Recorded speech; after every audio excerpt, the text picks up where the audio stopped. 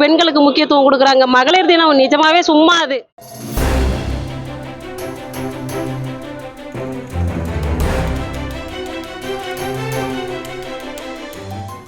மகளிர் தினம் மார்ச் 8ஆம் தேதி கொண்டாடப்பட இருக்கிறது. மகளிர் தினம் என்பது பெண்களுக்கான ஒரு தினம்தான். உண்மையிலே பார்த்தீங்கன்னா ஒரு காலத்தில் பெண்கள் ஆண்களுக்கு இணையான ஊதியம் வழங்கப்படலை. அதனுடைய போராட்டத்தினுடைய வெளிப்பாடு தான் பெண்கள் தினம்.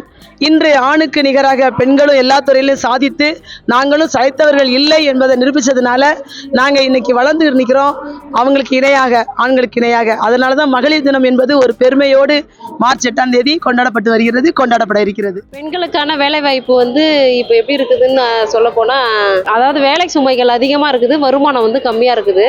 ஆண்களுக்கு வேலை சுமைகள் கம்மியாக இருந்தாலும் வருமானம் அதிகமாக இருக்குது.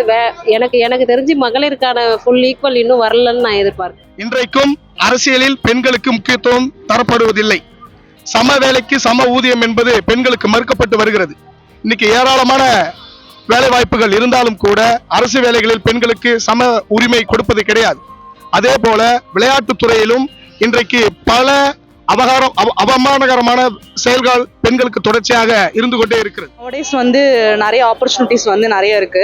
இப்போ லா ஃபீல்டே எடுத்தீங்கன்னா முன்னாடி ஜென்ஸ் அதிகமாக இருப்பாங்க. பட் லா ஃபீல்டே இப்போ உமன்ஸ் அதிக பேர் வந்துட்டாங்க. உமன் அட்வொகேட்ஸ் நிறைய பேர் வந்துட்டாங்க. So it's well. மென்பொருள் இன்னைக்கு பாத்தீங்கன்னா ஊடகம் அனைத்துமே பாத்தீங்கன்னா ஒரு கைக்குள் உலகை அடக்கக்கூடிய அளவுக்கு வளர்ச்சியடைஞ்சிருக்குது. அந்த அலைபேசி, அது மட்டுமல்ல கணினி, இந்த மென்பொருள்ல இன்று இருக்கக்கூடியது அனைவருமே பெண்கள் தான். அதுல நிறைய பேர் பணி செய்யறாங்க.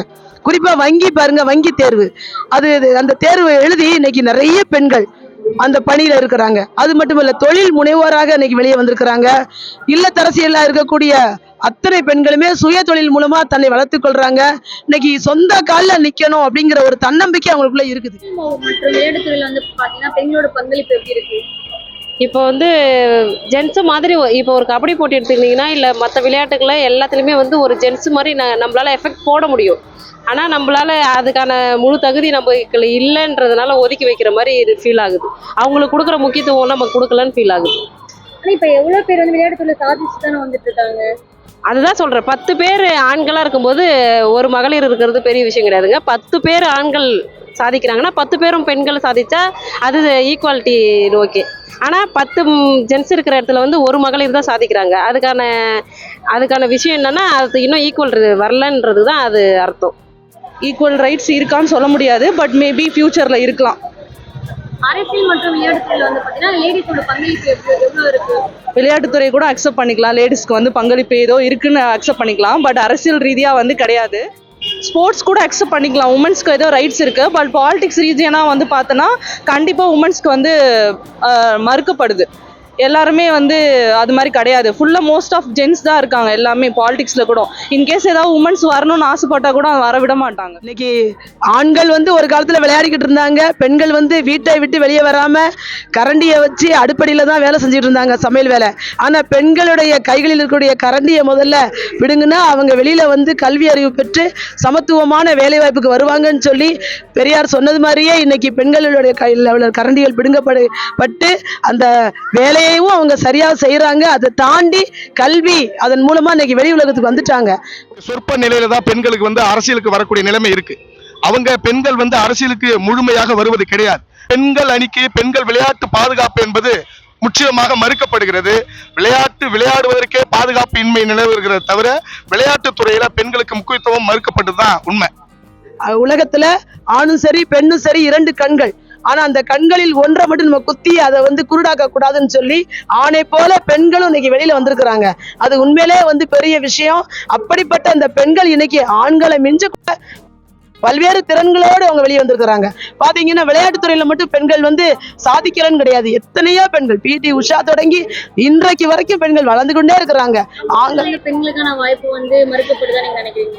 எல்லா இடத்துலையும் வேலை செய்யற இடத்துல, அப்புறம் இப்போ ஒரு சின்னதாக ஒரு அரசியலுக்குன்னு கூட்டின்னு போனால் கூட அங்கே மகளிருக்கான ரெஸ்பெக்ட் வேறு மாதிரி இருக்கும், ஜென்ஸுக்கான ரெஸ்பெக்ட் வேறு மாதிரி இருக்கும். எல்லா இடத்துலையும் மறுக்கப்படுதுன்னு நான் நினைக்கிறேன்.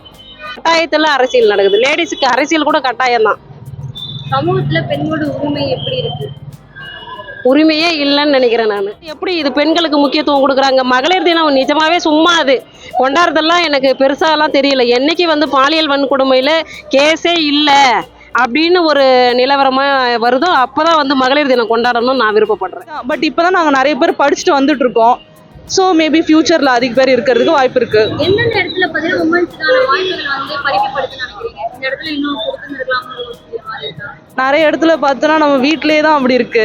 நிறைய விஷயத்த வந்து வாய்ஸ் அவுட் பண்ணி பேசும்போது நீ என்ன இவ்வளோ தூரம் பேசுற அப்படின்னு கேட்பாங்க. லா படிச்சிருக்கிற அதாவது இவ்வளோ தூரம் பேசுறியான்னு கேட்பாங்க. பட் என்ன பண்ணுறது, நம்மளுக்கான ரைட்ஸை நம்ம தான் ஒன்றுமே கேட்கணும். நிறைய இடத்துல அது மாதிரி இருக்கு. பர்டிகுலராக ஏதாவது ஒரு பாயிண்ட் இருக்கணும். பர்டிகுலராக சொல்லணும்னா நான் சொன்ன முன்னாடி பாலிடிக்ஸு, தென் வந்து நிறைய ஃபீல்டு இருக்குது. நான் எப்படி ஸ்பெசிஃபிக்காக சொல்கிறேன்னு தெரியல. ஒரு ஜென் சொல்கிற கான்செப்டை அக்செப்ட் பண்ணிக்கிறேன், உமன் சொல்லும் போது அக்செப்ட் பண்ணிக்க மாட்டாங்க. வெளியும் சரி எல்லா இடத்தையுமே அப்படிதான். ஜென் சொல்லும் போது அதை ஈஸியாக அக்செப்ட் பண்ணிக்குவாங்க. பட் உமன் சொல்லும் போது நீ என்ன அப்படி சொல்கிறன்ற கேள்வி கண்டிப்பாக வரதான் செய்யும். மார்க்கெட்டிங் மற்றும் உமன்ஸ் வந்து பயங்கரமா எல்லா இடத்துலையும் செலிப்ரேட் பண்றாங்க. மற்ற நாள்லயுமே பெண்களை வந்து செலிப்ரேட் பண்றாங்களா? உண்மையா? பெண்களாக இருக்கிறதே ஒரு செலிப்ரேஷன் தானே. சொசைட்டி அந்த மாதிரி ஒரு தாக்கத்தை கொடுத்துருக்காங்க. சொசைட்டி நான் எப்படி சொல்கிறேன், March 8ன்றதோட பெண்களாக பிறந்த எல்லாருமே டெய்லியுமே செலிப்ரேஷன் பண்ணிட்டு தான் இருக்காங்க.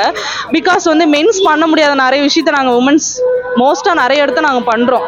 பெண் சுதந்திரம் என்ன நினைக்கிறீங்க? பெண் சுதந்திரம் என்னன்னா, நான் நினைக்கிறது இப்போ நான் பேசணும்ல, வீட்லேயும் சரி பப்ளிக்லேயும் சரி இன் எனி ஃபீல்டில் நான் பேசணும், நான் செய்யணும்.